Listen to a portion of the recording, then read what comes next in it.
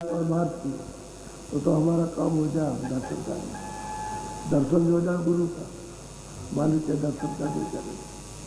भाई गुरु तो इसीलिए आते हैं कि चलो मालिक का दर्शन कराएंगे, तो खुद दर्शन देंगे तभी तो दर्शन उतना होगा। अब उनका और इनका दर्शन वो तो तुम्हारा भ्रम है, इनका उनका दर्शन वहाँ कोई अंतर थोड़ी है, वो तो एक ही है। इनका छोटे रूप में, उनका बड़े रूप में है। ये वो वही छोटा रूप और वही बड़ा रूप। जब वहाँ जाओ तो बड़ा रूप, यहाँ छोटा रूप।